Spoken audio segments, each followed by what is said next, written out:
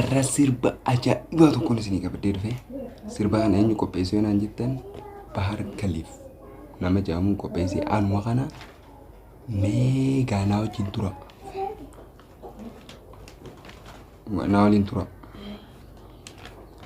Yalmaan Oromoo ka'aa ol kakaasaa firraa rafiinaa dafaa ol dameessaa firraa rafiinaa dafaa ol dameessaa tokkummaa cimsaa akka kanniisaa magaala guddoo Minneapolis keessaa barkum 2014 keessaa gootichi qeerroo dameessuun isaa Jawaar Mahammadii qeerroo dameesse.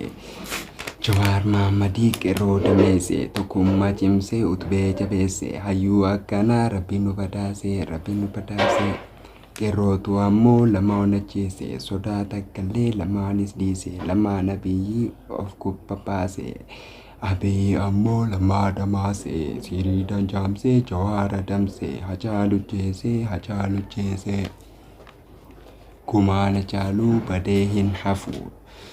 Dhiigni Oromoo jigee hin hafu abiyyiif akka lafatti hin hafu lamaa damaasuun Jawaar adamsuun Hacaaluu jeesuun qeerroo balleessuun sin saalfachiisuu qileesi buuse si haa balleessu Kabriin abiyyii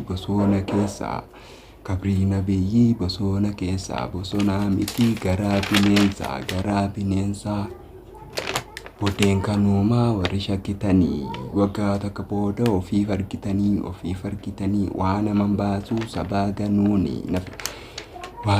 baasuu sabaa kanuuni qeerroo adamsanii nafxanyoomuuni sirbii kiyya kun yoo isinitti tole like share godhuu akka irraan oollee